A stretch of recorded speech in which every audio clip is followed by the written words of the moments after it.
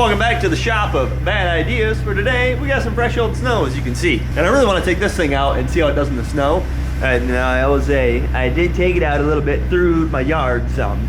And tires it's not great. This video may just be titled How to Crash Your Bike in the Snow. We have one major issue before we can take your bike out through the snow. And that is that this is my little cage here that we mount to the front of my chin. And you can see here, see this where this flaps? There's supposed to be a screw that holds that closed.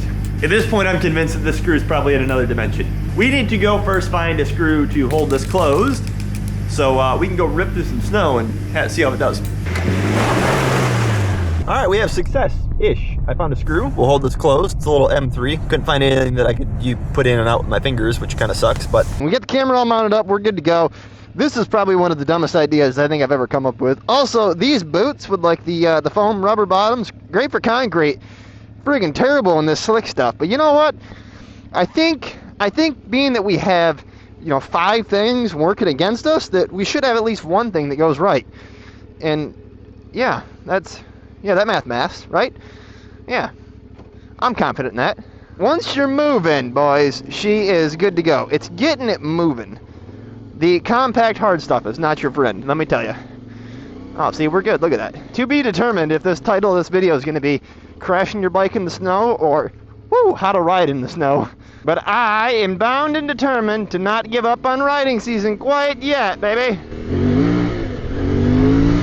This is reason 4,371 of why you should buy one of these Ibex 450s, because they just love this. Like, they're big fans of this.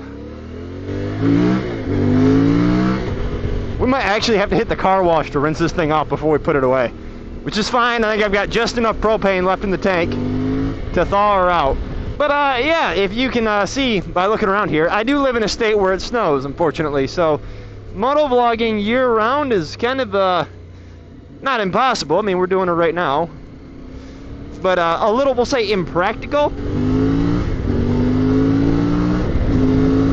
Oh, I miss riding though, man. The feeling of being on 2 wheels on the bike is just, it's unlike anything else. It's so good. You don't even need a lot of horsepower to have fun. Case in point, this thing, it's just awesome. In today's video, I do have a little bit of a topic I want to go over, and that's that motorcycles aren't my only hobby. I know. It might blow you away. It might be a little crazy, but I do have a couple other hobbies, and I never really intended this channel to just be solely about bikes and bike content, because, like I said, I do have other hobbies. It's kind of, that's the way it played out. It was growing. It was doing good with just the bike content. But I think I kind of want to introduce some other hobbies of mine. One of the other giant hobbies, I would really say, my main escape from reality is going to be like shooting and doing it precisely and doing it very well. I'm a big long-range group shooter. It's a ton of fun. It's one of those things that you kind of have to, silence the rest of the world out and focus on what you're doing to be able to do good at it. And I've gotten to be pretty good at it over the years. Another one of my hobbies that I picked up recently over this year kind of involved the same thing as shooting, but that's archery.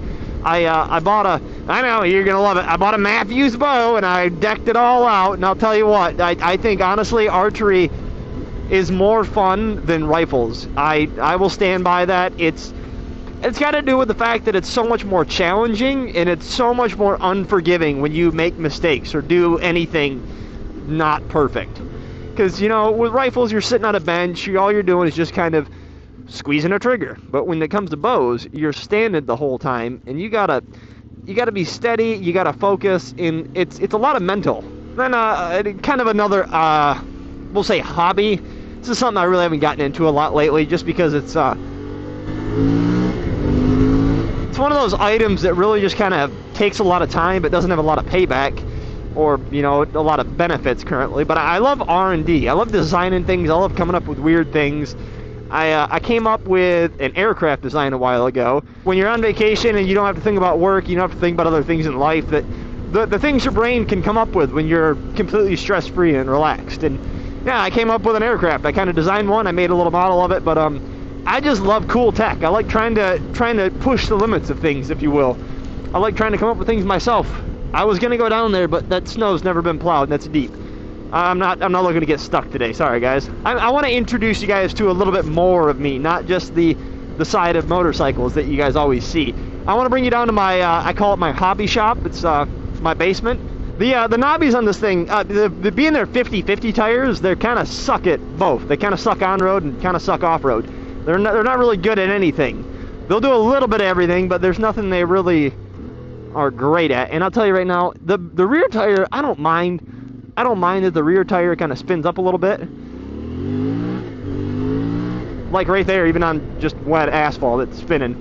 But the front tire, that's the one that sketches me out, because the front tire likes to kind of wishy-wash and do, you know, not fun things. Really, on a bike, the most important thing of your motorcycle is the contact of your front tire, because if you lose your front tire, you're screwed. I really have always wanted to just make a channel that kind of documented my journey through life, because I do a lot of weird things. I do a lot of things that I guess most normal people wouldn't do, because I get bored. I got ADHD, and my hyperfixation of the week, because you really never know what's going to happen with that. You know, I mean, one day we might be 3D printing and graphic design and some crazy stuff, and the next day we might be, you know, marketplace and trying to find a project car. You just never know. You can really tell when other channels like to just go on and post stuff that they know is going to be popular, and I can't do that. Like, I've tried. I've done a few list videos, recorded them. I'm like, I know this will do really good because it'll yada yada yada, but it's just not me. It's not genuine. It doesn't feel right. I'm not on here trying to just turn this into a career. I'm just on here showing you guys what I'm doing and how I have fun. I mean, really, I just want some videos, you know. Hopefully it's not incriminating evidence against myself.